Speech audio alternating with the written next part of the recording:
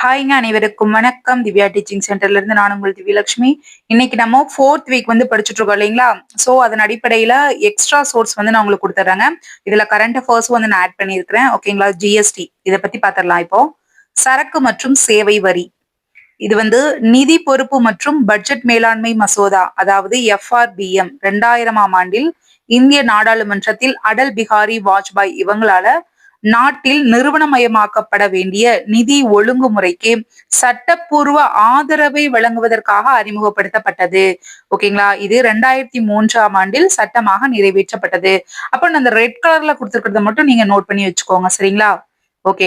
2003ல நிதி பொறுப்பு மற்றும் பட்ஜெட் மேலாண்மை சட்டத்தினை நடைமுறைப்படுத்த வேண்டும் மற்றும் வழக்கத்தில் இருக்கும் மறைமுக வரியை படிப்படியாக மாற்றிவிட்டு விரிவான சரக்கு மற்றும் சேவை வரியினை நடைமுறைப்படுத்த வேண்டும் என்பதை கேல்கர் குழு சுட்டி காமிச்சிருக்குது. ஓகேங்களா? என்னங்க கேல்கர் குழு என்னங்க சொல்லியிருக்குது? மறைமுக வரியை படிப்படியாக மாற்றிவிட்டு விரிவான சரக்கு மற்றும் சேவை வரியினை நடைமுறைப்படுத்த வேண்டும் அப்படின்னு சுட்டிக்காட்டிய குழு எதுங்க? கேல்கர் குழு. அடுத்து, அனைத்து மறைமுக வரிகளும் இதில் இணைக்கப்பட்டு ஒரே வரியாக விதிக்கப்படும். சரக்கு மற்றும் சேவை வரியானது பண்டங்கள் மற்றும் பணிகள் அளிப்பின் மீது விதிக்கப்படும் மறைமுக வரி. என்னங்க? பண்டங்கள் பணிகள் மீது விதிக்கப்படும் மறைமுக வரின்னு சொல்லப்படுது. அடுத்து, இதோட குறிக்கோள் என்ன அப்படின்னு பாத்தீங்கன்னா, ஒரு நாடு ஒரு அங்காடி ஒரு வரி. இதனோட குறிக்கோள் என்னங்க? ஒரு நாடு ஒரு அங்காடி ஒரு வரி. அடுத்து, சரக்கு மற்றும் சேவை வரிகளின் அமைப்பு அப்படிங்கறத சிஜிஎஸ்டி மத்திய சரக்கு மற்றும் சேவை வரி. எஸ்ஜிஎஸ்டி அப்படின்னா எஸ்னா என்னங்க? நம்ம மாநிலம் ஸ்டேட் சரக்கு மற்றும் சேவை வரி. அடுத்து ஐஜிஎஸ்டி அப்படின்னா என்னங்க? ஒருங்கிணைந்த சரக்கு மற்றும் சேவை வரி. அடுத்து யுஜிஎஸ்டி யூனியன் சரக்கு மற்றும் சேவை வரி. அப்ப 4 பிரிவுகள் இருக்கு இதோட அமைப்பு. ஓகேங்களா? இப்போ சிஜிஎஸ்டி மத்திய சரக்கு மற்றும் சேவை வரி. இது மாநிலத்திற்குள் விதிக்கப்பட்டு மத்திய அரசால் வசூலிக்கப்படும் வரியாகும். என்னங்க? மாநிலத்திற்குள் விதிக்கப்பட்டு மத்திய அரசினால் வசூலிக்கப்படும் வரி. இது எப்படியெல்லாம் வசூலிக்கிறாங்கன்னு பாக்கலாங்க. மத்திய சுங்க தீர்வை, சேவை வரி, ஈடு செய் வரி, கூடுதல் ஆயத்தீர்வை, கூடுதல் கட்டணம். அப்போ இந்த 5 டைப் இதுக்கு கீழே இருக்குதுங்க. எப்படிங்க? மாநிலத்துக்குள்ள விதிக்கப்பட்டு மத்திய அரசு சென்ட்ரல் கவர்மெண்டால வசூலிக்கப்படக்கூடிய வரிகள். ஓகேங்களா? இது நல்லா பாத்துக்கணும், மனப்பாடமே பண்ணிக்கோங்க. மத்திய சுங்க தீர்வை, சேவை வரி, ஈடு செய் வரி, கூடுதல் ஆயத்தீர்வை, கூடுதல் கட்டணம், இடைநிலை மற்றும் மேல்நிலை கல்வி கட்டண வரி. புரியுதுங்களா? அடுத்து ஸ்டேட்டை பத்தி பாத்திரலாம். எஸ்ஜிஎஸ்டி மாநில சரக்கு மற்றும் சேவை வரி.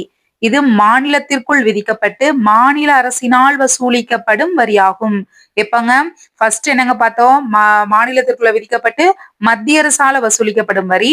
இது மாநிலத்திற்குள் விதிக்கப்பட்டு மாநில அரசால வசூலிக்கப்படும் வரி. அப்ப இது ரெண்டுக்கும் இருக்கக்கூடிய அந்த டிஃபரெண்ட் பாத்துக்கணும். ஓகே. இது எப்படியெல்லாம் இந்த வரியை இது பண்றாங்க? மதிப்பு கூட்டு வரி அல்லது விற்பனை வரின்னு சொல்லலாம். நெக்ஸ்ட் கொள்முதல் வரி, பொழுதுபோக்கு வரி 3வது, 4வது ஆடம்பர வரி, 5வது பரிசு சீட்டு வரி, 6வது மாநில கூடுதல் கட்டணம் மற்றும் விதிகள். அப்போ இதற்கு கீழே 6 பாயிண்ட். இதுக்கும் 6 தான் வரும் ஃபர்ஸ்டுக்கும். அடுத்து மாநிலத்துக்கும் 6 பாயிண்ட். அப்ப இந்த 6 பாயிண்ட் நல்லா மனப்பாடம் பண்ணிக்கணும். என்னங்க? மதிப்பு கூட்டு வரி அல்லது விற்பனை வரி, மதிப்பு கூட்டு வரி அல்லது விற்பனை வரி, 2வது கொள்முதல் வரி, 3வது பொழுதுபோக்கு வரி, 4வது ஆடம்பர வரி, 5வது பரிசு சீட்டு வரி, 6வது மாநில கூடுதல் கட்டணம் மற்றும் விதிகள். அடுத்து ஐஜிஎஸ்டி ஒருங்கிணைந்த சரக்கு மற்றும் சேவை வரி. என்னங்க? இன்டகிரேட்டட்னு சொல்லுவாங்க. ஒருங்கிணைந்த சரக்கு மற்றும் சேவை வரி. இது எப்படி இது பண்றாங்கன்னா, மாநிலங்களுக்கு இடையில ஒரு ஸ்டேட்டுக்கு இன்னொரு ஸ்டேட்டுக்கு இடையில விதிக்கப்பட்டு, மாநிலங்களுக்கு இடையில விதிக்கப்பட்டு மத்திய அரசால வசூலிக்கப்படும் வரியாகும். சரிங்களா? ஓகே. அப்போ இது சிஜிஎஸ்டியும் ஐஜிஎஸ்டியும் கிட்டத்தட்ட எப்படிங்க? மத்திய அரசால வசூலிக்கப்படக்கூடியது மாதிரிதான் வருது. இந்த எஸ்ஜிஎஸ்டி ஸ்டேட் ஜிஎஸ்டி மட்டும் எப்படிங்க? மாநிலத்துக்குள்ளேயே விதிக்கப்பட்டு மாநில அரசாலே வசூலிக்கப்படுது. ஓகேங்களா? சரிங்க. அடுத்து யுஜிஎஸ்டி யூனியன் சரக்கு மற்றும் சேவை வரி. இது எப்படி அப்படின்னு பாத்தீங்கன்னா, யூனியன் பிரதேசத்தால் வரி வருவாய் வசூலிக்கப்படும். ஓகேங்களா? யூனியன் பிரதேசத்தால வரி வருவாய் வசூலிக்கப்படும். அடுத்து 1954ல பிரான்ஸ் நாட்டில் ஃபர்ஸ்ட் ஜிஎஸ்டி வரி அறிமுகப்படுத்தப்பட்டது. அப்போ 1954ல தான் ஃபர்ஸ்ட் என்னங்க? எங்கெங்க ஃபர்ஸ்ட் ஃபர்ஸ்ட் ஜிஎஸ்டி வந்துட்டு அறிமுகப்படுத்தி இருக்காங்க? பிரான்ஸ். அடுத்து பாருங்க, இந்தியாவுல ஜிஎஸ்டி மாதிரி இந்தியாவினோட இந்த ஜிஎஸ்டி மாதிரி கனடா இருக்கு பாருங்க, கனடாவிலிருந்து எடுக்கப்பட்டது. அப்போ மாதிரின்னு கேட்டாங்கன்னா கனடா, ஃபர்ஸ்ட் ஃபர்ஸ்ட் ஜிஎஸ்டி அறிமுகப்படுத்தப்பட்ட நாடு எதுன்னு கேட்டாங்கன்னா பிரான்ஸ் 1954. ஓகேங்களா? இந்தியாவில் ஜிஎஸ்டியை முதலில் அமல்படுத்திய மாநிலம் எதுங்க? அசாம். அமல்படுத்தினது எதுங்க? அசாம். கடைசியாக எதுன்னு கேட்டாங்கன்னா ஜம்மு அண்ட் காஷ்மீர். ஓகேங்களா? அப்ப ஃபர்ஸ்ட் 16வதுன்னு கேட்டாங்கன்னா ஒடிசாங்க. ஃபர்ஸ்ட் அசாம், 16வது ஒடிசா, அப்புறம் செகண்ட் வந்துட்டு பீகார். அப்போ ஃபர்ஸ்ட் என்னங்க? அசாம், செகண்ட் பீகார், 16வது ஒடிசா, லாஸ்டா வந்து அமல்படுத்தியது ஜம்மு அண்ட் காஷ்மீர். அடுத்து தலைவர் மத்திய நிதி அமைச்சர். சரிங்களா? இதோட தலைவர் யாருங்க? மத்திய நிதி அமைச்சர். அப்போ இந்தியால வந்துட்டு யாருங்க? நிர்மலா சீதாராமன். இவங்க தான் வந்துட்டு இப்போ கரண்ட்ல வந்துட்டு நிதி அமைச்சரா இருக்காங்க. சரிங்களா? ஜிஎஸ்டி வரி விகிதங்கள் இது வந்து நீங்க புக்லயே பார்த்திருப்பீங்க. 4 முக்கிய ஜிஎஸ்டி வரி விகிதங்கள் இருக்கு. என்னென்னங்க? 0%, 0% இவங்க இதை கொடுக்கல, பட் அதுவும் தான் இருக்குது. 5%, 12%, 18%, 28%. அப்ப 4 ஞாபகம் வச்சுக்கணும். அடுத்து 101வது அரசியலமைப்பு திருத்த சட்டம் 2016. இதன் அடிப்படையில இந்தியாவில் ஜிஎஸ்டி அறிமுகப்படுத்தியது. எப்பங்க? 101வது அரசியலமைப்பு திருத்த சட்டம் 2016ஆம் ஆண்டு. ஓகேங்களா? இதன் அடிப்படையில இந்தியாவில் ஜிஎஸ்டியை வந்துட்டு அறிமுகப்படுத்திருக்கிறது. அதாவது இந்த சட்டம் தான். ஓகேங்களா? ஓகே. இந்த மசோதா எப்ப மாநிலங்களவையில எப்ப வந்துச்சு, மக்களவையில எப்ப வந்துச்சு அப்படிங்கறத நல்லா பாத்துக்கணுங்க. மாநிலங்களவையில ஆகஸ்ட் 3, 2016. ஓகேங்களா? மாநிலங்களவையில எப்பங்க? அதாவது ராஜ்யசபான்னு சொல்லுவாங்க. ஆமா தானங்க? ஆகஸ்ட் 3, 2016. ஆகஸ்ட் 8, 2016ல இருங்க, நான் வந்து உங்களுக்கு மார்க் பண்ணி காமிச்சுறேன். இது வந்து ஹைலைட் பண்ண மறந்துட்டேன் போல. ஆகஸ்ட் 3, 2016 மாநிலங்களவையிலயோ, ஆகஸ்ட் 8, 2016 மக்களவையிலையும் நிறைவேற்றப்பட்டிருக்கு. ஓகேங்களா? அடுத்து செப்டம்பர் 8, 2016 ஜனாதிபதியிடமிருந்து ஒப்புதல் பெற்றது. அப்ப எப்ப ராஜ்யசபால, எப்ப லோக்சபாலங்கிறத நல்லா பாத்துக்கணும். நல்லா வந்து ஞாபகம் வச்சுக்கணும். இப்பயே வந்து சொல்லிடலாங்களா மறுபடி? ஆகஸ்ட் 3, 2016. ஆகஸ்ட் 3, 2016 ராஜ்யசபால ஆகஸ்ட் 3, 2016. லோக்சபால ஆகஸ்ட் 8, 2016. லோக்சபால எப்பங்க? ஆகஸ்ட் 8, 2016. அடுத்து ஜனாதிபதி கிட்ட ஒப்புதல் பெற்றது எப்பங்க? செப்டம்பர் 8, 2016. செப்டம்பர் 8, 2016. ஜிஎஸ்டி ஜூலை 1, 2017 அமலுக்கு வந்தது. எப்பங்க? ஜிஎஸ்டி 1, 2017 அமலுக்கு வந்தது. ஓகே. அடுத்து ஜிஎஸ்டி கவுன்சில் மத்திய நிதி அமைச்சரால தலைமை தாங்கப்படுகிறது. அப்புறம் அனைத்து இந்திய மாநிலங்களின் நிதி அமைச்சர்களையும் உள்ளடக்கியது. எப்படிங்க? ஜிஎஸ்டி கவுன்சில் எப்படியாப்பட்டதுங்க? மத்திய நிதி அமைச்சரால தலைமை தாங்கப்படுகிறது. அனைத்து இந்திய மாநிலங்களின் நிதி அமைச்சர்களையும் உள்ளடக்கியதாக சொல்லப்படுது. ஓகே. அடுத்து இப்போ 101வது சட்ட திருத்தத்தின்படி 7வது அட்டவணையில் சில மாற்றங்கள் செய்யப்பட்டுள்ளன. பின்வருமாறு சரத்துக்கள் இந்திய அரசியலமைப்பில் புதிதாக சேர்க்கப்பட்டிருக்கு. ஓகேங்களா? என்னென்னு பாக்கலாங்களா? சரத்து என்னென்ன? 246 சரத்து 269 சரத்து 279 இதுக்குள்ள என்ன டீடைல்ஸ் இருக்குன்னு பாக்கலாம் வாங்க. பிரிவு 246 ஜிஎஸ்டி தொடர்பான சட்டங்களை இயற்ற நாடாளுமன்றம் மற்றும் மாநில சட்டமன்றங்கள் இரண்டிற்கும் ஒரே நேரத்தில் அதிகாரத்தை வழங்குவது எந்த சட்டப்பிரிவு? 246 ஓகேங்களா? மாநிலங்களுக்கு இடையேயான வர்த்தகத்திற்காக பிரத்யேக அதிகாரத்தை நாடாளுமன்றம் தக்க வைத்துக் கொண்டுள்ளது. அப்ப பாத்துக்கோங்க, மாநிலங்களுக்கு இடையேயான வர்த்தகத்திற்கு பிரத்யேக அதிகாரத்தை நாடாளுமன்றம் தக்க வைத்துக் கொள்ளக்கூடிய அந்த ஆர்டிகல் எதுங்க? 246 அப்ப நல்லா வந்து பார்த்து வச்சுக்கணுங்க. ஏன்னா கூற்று காரணத்துல கேட்க வாய்ப்புகள் இருக்கு. சரிங்களா? அடுத்து 269 மாநிலங்களுக்கு இடையேயான வர்த்தகத்திற்கான ஜிஎஸ்டியை மத்திய அரசு வசூலித்து. எப்படிங்க? மாநிலங்களுக்கு இடையேயான வர்த்தகத்திற்கான ஜிஎஸ்டியை மத்திய அரசு வசூலித்து ஜிஎஸ்டி கவுன்சிலின் பரிந்துரைகளின் அடிப்படையில மத்திய மற்றும் மாநிலங்களுக்கு இடையே பகிர்ந்தளிக்க வேண்டும் அப்படிங்கிற கட்டளையை சொல்லக்கூடியது எதுங்க? ஜிஎஸ்டி. அதாவது பிரிவு 269 என்னங்க? பிரிவு 269 மாநிலங்களுக்கு இடையான வர்த்தகத்திற்கான ஜிஎஸ்டியை மத்திய அரசு வசூலித்து ஜிஎஸ்டி கவுன்சிலின் பரிந்துரைகளோட அடிப்படையில மத்திய மற்றும் மாநிலங்களுக்கு இடையே பகிர்ந்தளிக்க வேண்டும் என்ற கட்டளைகளை சொல்லக்கூடியது 269 ஏ பிரிவு பாத்துக்கோங்க. அடுத்து 279 ஏ ஜிஎஸ்டி விகிதங்கள், விலக்குகள், சட்டங்கள் மற்றும் நடைமுறைகளை பரிந்துரைப்பதற்கு பொறுப்பான முதன்மை அமைப்பான ஜிஎஸ்டி கவுன்சிலை அமைக்க ஜனாதிபதிக்கு அதிகாரம் அளிக்கக்கூடிய பிரிவு எதுங்க? 279 ஏ. 279 ஏ ஜனாதிபதிக்கு அதிகாரம் அளிக்கிறது. மத்திய நிதியமைச்சர் அதன் தலைவராக பணியாற்றுகிறார் அப்படின்னு சொல்லக்கூடிய பிரிவு எதுங்க? 279 ஏ. அப்ப இது ரொம்ப ரொம்ப இம்பார்ட்டன்ட்ங்க, நல்லா பாத்துக்க வேண்டியது. ஓகேங்களா? 279 ஏ நல்லா பாத்துக்கோங்க. அடுத்து பிரிவு 366, அதாவது அதுல 12 ஏ என்ன சொல்லுது அப்படின்னு பாத்தீங்கன்னா, மனித நுகர்வுக்கான மதுபானத்தின் மீதான வரிகளை, நுகர்வுனா என்ன? நம்ம வாங்கக்கூடியவங்க தான் நுகர்வோர்.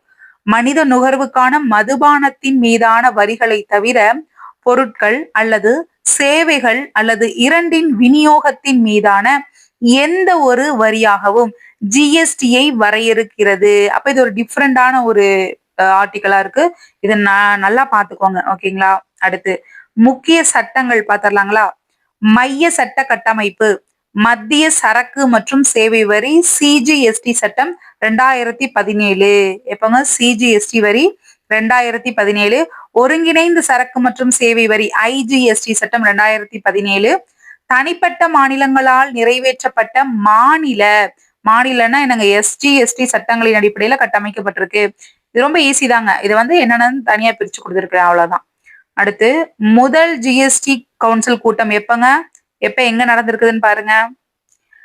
செப்டம்பர் 22, 23 2016 நியூ டெல்லியில நடந்திருக்குது, புது டெல்லியில. அப்ப ஃபர்ஸ்ட் ஜிஎஸ்டி கவுன்சில் கூட்டம் எப்பங்க? எந்த இடத்துலங்க நடந்துச்சு? செப்டம்பர் 22, 23 இந்த டேட்ல 2016ஆம் ஆண்டு நியூ டெல்லியில நடந்திருக்குது.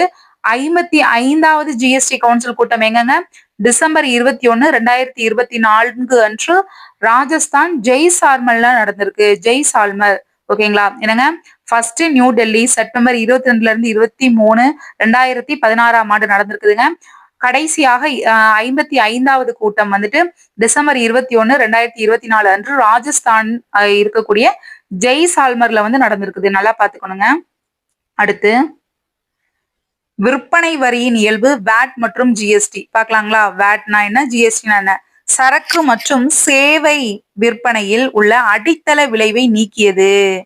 ஓகேங்களா? அடித்தள விளைவை நீக்கியது. இது பொருட்களுக்கான செலவில் நேரடி விளைவை ஏற்படுத்தியது. இது வரிக்கு வரி என்பதை நீக்கியதால பொருள்களுக்கான செலவும் குறைஞ்சிருச்சுன்னு சொல்லப்படுது. அதுக்காக தானே இதை அறிமுகமே படுத்தியிருக்கிறாங்க. இப்போ வேட்னா என்னங்க? அடித்தள விளைவு இல்லாத பல்முனை வரி. இது பலமுனை வரின்னு சொல்லுவாங்க. ஜிஎஸ்டிங்கிறது அடித்தள விளைவில்லாத ஒரு முனை வரி. அப்ப ஜிஎஸ்டினா ஒரு முனை வரி, வேட்னா பலமுனை வரி. ஓகேங்களா? ஓகே. இந்த ஜிஎஸ்டி கவுன்சிலோட தலைவர் உங்களுக்கு தெரியும் இல்லைங்களா? நிர்மலா சீதாராமன் அவர்கள், நிதியமைச்சர். பார்த்தோம் இல்லைங்களா? ஓகே. இங்க பாருங்க, ஜிஎஸ்டி நடைமுறையில் உள்ள சில நாடுகள் India, Canada, Australia, England, Brazil. எதுங்க? India, Canada. ஏன்னா கனடாவோட மாதிரி எடுத்துதான் நம்ம இந்தியா இதையே பண்ணிருப்பாங்க இல்லைங்களா? Australia, England, Brazil. ஓகேங்களா? ஓகே. அடுத்து ஜிஎஸ்டியில் அடங்காத பொருட்கள் கச்சா எண்ணெய், டீசல், இயற்கை எரிவாயுங்க, இது எரிவாயு, விமான எரிபொருள், மதுபானம், செய்தித்தாள்கள் போன்றவை ஆகும். இதெல்லாம் அடங்காதுங்களாமா. இப்போ தமிழ்நாடு, இது ரொம்ப ரொம்ப இம்பார்ட்டன்ட்ங்க. தமிழ்நாடு ஜிஎஸ்டி மசோதாவை ஏற்றுக்கொண்ட மாநிலங்களின் வரிசையில் 28வது இடமாகும். அப்ப தமிழ்நாடு எத்தனாவதுங்க? 28. ரொம்ப ரொம்ப இம்பார்ட்டன்ட்ங்க, 28. அடுத்து ஜிஎஸ்டி தினம் ஒவ்வொரு ஆண்டும் ஜூலை 1ஆம் தேதி கொண்டாடப்படுகிறது. ஜிஎஸ்டி தினம் எப்பங்க? ஜூலை 1. ஜிஎஸ்டியில் அடங்காத மறைமுக வரிகள் என்னென்னு பார்க்கலாங்களா? மறைமுக வரிகள்: முத்திரை தாள் வரி, வாகன வரி, சுங்க வரி. என்னங்க? முத்திரை தாள் வரி, வாகன வரி, சுங்க வரி, பொழுதுபோக்கு வரி. அப்போ இந்த 4: 1 முத்திரை தாள் வரி, வாகன வரி, 3 சுங்க வரி, 4 பொழுதுபோக்கு வரி. அடுத்து ஜிஎஸ்டி கவுன்சில். சரக்கு மற்றும் சேவை வரியானது ஜிஎஸ்டி கவுன்சிலால நிர்வகிக்கப்படுகிறது. சரக்கு மற்றும் சேவை வரியானது ஜிஎஸ்டி கவுன்சிலால நிர்வகிக்கப்படுகிறது. மத்திய மற்றும் மாநிலங்களுக்கான கூட்டு மன்றம் மற்றும் நிதியமைச்சரின் கூற்றுப்படி இந்தியாவின் முதல் மத்திய நிறுவனம் ஆகும். என்னங்க, மத்திய மற்றும் மாநிலங்களுக்கான கூட்டு மன்றம் மற்றும் நிதியமைச்சரின் கூற்றுப்படி இந்தியாவின் முதல் மத்திய நிறுவனம் ஆகும். அடுத்து இது பாருங்க, ரொம்ப இம்பார்ட்டன்ட். 2016ஆம் ஆண்டு 101வது சட்ட திருத்தத்தின்படி ஜிஎஸ்டி கவுன்சிலை குறிக்கும் சரத்து எது? 279ல ஏ இந்திய அரசியலமைப்பில் சேர்க்கப்பட்டது. நல்லா பாத்துக்கணுங்க. எப்பங்க சரத்து எப்பங்க சேர்த்திருக்காங்க? 2016ஆம் ஆண்டு 101வது சட்ட திருத்தத்தின்படி ஜிஎஸ்டி கவுன்சிலை குறிக்கக்கூடிய இந்த சரத்தை வந்து இந்திய அரசியலமைப்புல சேர்த்திருக்காங்க 279ல ஏ. ஏன்னா இதுதானங்க நிதியமைச்சரோட இதை பத்தியும் ஜனாதிபதியோட பொறுப்பு பற்றியும் ஜிஎஸ்டி அவங்களுக்குரிய முக்கியத்துவத்தை பத்தியும் கூறியிருக்கக்கூடிய சட்டப்பிரிவு பார்த்தோம் ஃபர்ஸ்டே. அப்ப 279ல ஏ. ஓகே, இது பாருங்க, 101வது சட்ட திருத்தம் நடைமுறைக்கு வந்து 60 நாட்களுக்குள் குடியரசுத் தலைவரின் உத்தரவின் பேரில் ஜிஎஸ்டி கவுன்சில் ஒன்றினை ஏற்படுத்த வேண்டும் என கூறுகிறது. அதாங்க ஃபர்ஸ்டே நம்ம பார்த்தது. ஆனா இது எத்தனை நாட்கள்னு பாத்துக்கோங்க, 60 நாட்களுக்குள்ள. என்னங்க, 101வது சட்ட திருத்தம் நடைமுறைக்கு வந்து 60 நாட்களுக்குள்ள குடியரசுத் தலைவரோட உத்தரவோட பேரில் ஜிஎஸ்டி கவுன்சில் ஒன்றினை ஏற்படுத்த வேண்டும் அப்படின்னு சொல்லக்கூடியது. புரியுதுங்களா? எத்தனை நாட்களுங்க? 60 நாட்களுக்குள்ள. இதோட உறுப்பினர்கள், இந்த ஜிஎஸ்டி கவுன்சிலோட உறுப்பினர்கள் யாருன்னா மத்திய நிதியமைச்சர், இவங்க வந்து தலைவர். அடுத்து மத்திய வருவாய் அல்லது நிதி பொறுப்பாளர். அடுத்து 3வது மாநிலத்தின் நிதி அல்லது வரி விதிப்பிற்கு பொறுப்பான அமைச்சர் அல்லது ஒவ்வொரு மாநில அரசாங்கத்தினால் பரிந்துரைக்கப்படும் மற்ற அமைச்சர்கள். அப்ப இது 3 இதே பாத்துக்கணுங்க. ஏன்னா கவுன்சிலோட உறுப்பினர்கள் மத்திய நிதியமைச்சர், மத்திய வருவாய் அல்லது நிதி பொறுப்பாளர், 3வது மாநிலத்தின் நிதி அல்லது வரி விதிப்பிற்கு பொறுப்பான அமைச்சர்கள் அல்லது ஒவ்வொரு மாநில அரசாங்கத்தால பரிந்துரைக்கக்கூடிய மற்ற அமைச்சர்கள். இப்ப நம்ம இதுல என்ன கரண்ட் அஃபேர்ஸ்ல இருக்குன்னு பாத்திரலாங்க. பாருங்க, செப்டம்பர் 22 2025 படி 2 வரி அடுக்கு கட்டமைப்புல 5% மற்றும் 18% இது வந்துட்டு ஒரு பெரிய மாற்றம் அடங்கும். அதாவது என்ன சொல்றாங்கன்னா, இது முந்தைய 12%, 28% இருக்கு பாருங்க. இந்த வரி அடுக்குகளுக்கு பதிலாக இதே வந்து அறிமுகப்படுத்தி இருக்கிறதாக சொல்லப்படுது. இதன் அடிப்படையில எப்படியெல்லாம் எந்தெந்த பொருட்களுக்கு சதவீதம் வந்து கொடுத்திருக்காங்கன்னு பாக்கலாம். ஓகேங்களா? அப்போ இது நல்லா கவனிச்சுக்கணுங்க. இந்த இதுக்கு பதிலாக தான் இந்த 5%, 18% வந்து கொடுத்திருக்காங்க. பாத்துக்கலாம் எந்த இதுன்னு பாத்துக்கோங்க. எந்த ஆண்டு, டேட், மந்த் பாத்துக்கோங்க. செப்டம்பர் 22, 2025. இப்ப பாருங்க, 55வது ஜிஎஸ்டி கவுன்சில் கூட்டத்துல அங்கீகரிக்கப்பட்ட இந்த சீர்திருத்தம் ஆடம்பர மற்றும் பாவ பொருட்களுக்கு 40% அறிமுகப்படுத்துகிறது. எனக்கு ஆடம்பர மற்றும் பாவ பொருட்களுக்கு 40% அறிமுகப்படுத்துகிறது. மேலும் நுகர்வோருக்கான, நம்ம வாங்குறவங்களுக்கான செலவுகளை குறைக்க வீட்டு அத்தியாவசிய பொருட்கள், சுகாதார பராமரிப்பு மற்றும் வாகனங்கள் மீதான குறிப்பிடத்தக்க வரி குறைப்புகளையும் உள்ளடக்கியது. அது எந்தெந்த விதமா இருக்குன்னு நான் தனித்தனியா உங்களுக்கு கொடுத்துருக்கிறேன். அதாங்க சமீபத்திய இந்த கரண்ட் அஃபேர்ஸ் படி எப்படி இருக்குன்னா, 2 ஸ்லாப் அமைப்பு இருக்குது. அது எப்படின்னு பாருங்க. முந்தைய 4 அடுக்கு அமைப்பு இப்போது 5%, 18% கொண்ட எளிமைப்படுத்தப்பட்ட 2 அடுக்கு மாதிரி ஆகும் சொல்லியிருக்கிறாங்க. அது எப்படி, எந்தெந்த பொருள்களுக்கு எப்படி கொடுத்திருக்காங்க? அத்தியாவசிய பொருள்களுக்கான வரி குறைப்பு இது எப்படியெல்லாம் குறைச்சிருக்காங்கன்னு பாக்கலாங்களா? ஓகே, பால், சோப்பு, பற்பசை, அப்புறம் இந்த பேக்கிங் ஐட்டம் இருக்கு பாருங்க, அந்த சிப்ஸ், அந்த மாதிரியான ஐட்டம். இந்த வீட்டு பொருள்களில ஜிஎஸ்டி வந்துட்டு மிகவும் மலிவு விலையில் வழங்குவதற்காக 5% அல்லது 0% குறைச்சிருக்காங்க. எத்தனைங்க? 5% அல்லது 0% குறைச்சிருக்காங்க. அப்ப இதை நல்லா பாத்துக்கணும். அடுத்து சுகாதாரத்தின் அடிப்படையில் எப்படின்னு பாத்தீங்கன்னா, மருத்துவங்களுக்கான மருந்து இருக்கு பாருங்க, மருந்துகளுக்கான ஜிஎஸ்டி 5% குறைக்கப்பட்டிருக்கு. பல உயிர்காக்கும் மருந்துகள் இப்போது 0% மதிப்பிடப்பட்டுள்ளது. அப்படிங்க, உயிர்காக்கும் மருந்துகள் 0% மதிப்பிடப்பட்டிருக்கு. சுகாதார காப்பீடு பிரீமியங்களும் இப்போது ஜிஎஸ்டிக்கு விலக்கு அளிக்கப்பட்டுள்ளது. ஜிஎஸ்டிக்கு விலக்கு அளிச்சிருக்கு. அடுத்துங்க பாருங்க, வாகனங்களுக்கான குறைந்த விலைகள், சிறிய கார்கள், அதாவது இந்த 1200cc இருந்து 1500cc வரைக்கும் இருக்கக்கூடிய இருசக்கர வாகனங்கள் 350cc இது வரைக்கும் என்னங்க சொல்லியிருக்கிறாங்க? ஜிஎஸ்டி 28% இருந்து 18% குறைச்சிருக்கிறாங்க.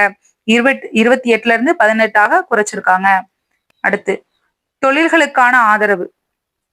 இளைஞர்கள் தலைமையிலான MSMEக்கள் மற்றும் ஏற்றுமதிகளை அதிகரிப்பதற்காக தோல், காலணிகள், ஜவுளி, கைவினை பொருட்கள் மீதான GST 5% குறைச்சிருக்காங்க. ஒவ்வொன்றையும் வந்து இம்பார்ட்டன்டா பாத்துக்கணுங்க. ஓகேங்களா? எப்படிங்க? தோல், காலணிகள், ஜவுளி, கைவினை பொருட்கள் இதுக்கு GST 5% குறைச்சிருக்காங்க. அடுத்து ஆடம்பர மற்றும் பாவ பொருள்கள். ஆடம்பர பாவ பொருள்களுக்கான என்னதுங்க? பாவ பொருள்கள்னா புகையிலை, காற்றோட்டமான பானங்கள், அப்புறம் வேற என்னங்க? இதுக்கு முந்தைய 28% வரி விதிப்பிற்கு பதிலாக 40% தகுதியின்மை விகிதம் அறிமுகப்படுத்தப்பட்டுள்ளது. எப்படிங்க? 28ல இருந்து 40% ஜாஸ்தி பண்ணியிருக்கிறாங்க. மத்ததுக்கெல்லாம் எப்படி இருக்குன்னு பாத்துடலாங்களா? சிமெண்ட் மீதான GST வரி 28ல இருந்து 18ஆக குறைச்சிருக்குது. 28ல இருந்து. இது வந்து கூற்று காரணத்துல கூட கேட்கலாங்க. அதனால நல்லா பார்த்து வச்சுக்கோங்க. சிமெண்ட்டுக்கு எப்படிங்க? 28ல இருந்து 18ஆக குறைச்சிருக்கிறாங்க. அடுத்து ஜிம்மு, இந்த உடற்பயிற்சி இந்த மையங்களுக்கு GST 18ல இருந்து 5% குறைச்சிருக்காங்க. பயங்கரமா குறைச்சிருக்காங்க. ஜிம்கள் மற்றும் உடற்பயிற்சி மையங்களுக்கு. அடுத்து பென்சில், உடற்பயிற்சி, அப்புறம் வந்துட்டு இந்த புத்தகம் இதுக்கெல்லாம் வந்துட்டு எப்படின்னா கற்றல் பொருள்களுக்கு லேர்னிங் இந்த பொருட்களுக்கு எல்லாமே 0. சூப்பர்லங்க. Very good. அடுத்து செயல்படுத்தல் மற்றும் நிர்வாகம். GST கவுன்சில் கூட்டத்தை தொடர்ந்து செப்டம்பர் 22, 2025 அன்று சீர்திருத்தங்கள் அமலுக்கு வந்திருக்குது. ஓகேங்களா? எப்பன்னு நல்லா பாத்துக்கணும். இது பாருங்க, சரக்கு மற்றும் சேவை வரி மேல்முறையீட்டு தீர்ப்பாயம் முறையாக தொடங்கப்பட்டது மற்றும் செப்டம்பர் 2025 இறுதிக்குள்ள மேல்முறையீடுகளுக்காக செயல்படும் என்று எதிர்பார்க்கப்படுகிறது. ஓகேங்களா? ஓகே, இது சும்மா ஒரு இன்ஃபர்மேஷன் மாதிரி. இது என்னங்க? சிறு மற்றும் குறைந்த ஆபத்துள்ள வணிகங்களுக்கான எளிமைப்படுத்தப்பட்ட விருப்ப தேர்வு GST பதிவு திட்டம் நவம்பர் 1, 2025 முதல் செயல்படுத்த பரிந்துரைச்சிருக்காங்க. இப்பங்க GST பதிவு திட்டம் நவம்பர் 1, 2025 முதல் செயல்படுத்த பரிந்துரைக்கப்பட்டுள்ளது. ஓகேங்களா? சரிங்க. ஓகேங்க. இதுக்கான PDF வந்துட்டு பெய்ட் பேட்ச் ஸ்டூடெண்ட்க்கு வந்துட்டு நான் அனுப்பி வச்சிருவேன். நீங்க யூடியூப் ஸ்டூடெண்ட் வந்துட்டு என்னங்க பண்றீங்க? நோட்ஸ் எடுத்து வச்சுக்கோங்க. ஓகேங்களா? ஓகே. சப்போஸ் நவம்பர் 9க்குள்ள வந்துட்டு டெஸ்ட் பேட்ச் ஜாயின் பண்ணணும்னு நினைச்சீங்கன்னா ஜாயின் பண்ணிக்கோங்க. ஓகேங்களா? உங்களுக்கு ஆல்ரெடி எல்லா டீடைல்ஸுமே நான் கொடுத்துருப்பேன். ஓகேங்க. அவ்வளவுதாங்க. சரிங்களா? நல்லா படிங்க. நெக்ஸ்ட் எக்ஸ்ட்ரா சோர்ஸ் ஏதாவது இருந்துச்சுன்னா நான் உங்களுக்கு PDF ரெடி பண்ணிட்டு அப்புறம் அனுப்பிச்சு விடுறேன். ஓகேங்களா? இது வந்து நல்லா எழுதி வச்சு படிச்சுக்கோங்க. கண்டிப்பா இனி வர காலத்துல கொஸ்டின் பேப்பர் எல்லாமே டஃபா தான் இருக்கும். அதுக்கேத்த மாதிரி நம்ம தயாராகணும். ஸோ எக்ஸ்ட்ரா சோர்ஸ் நம்ம படிச்சுதான் ஆகணும். ஓகேங்களா? சரிங்க. நன்றி, வணக்கம். நாளைக்கு பார்க்கலாங்க. பாய்ங்க. எல்லாரும் நல்லா படிங்க.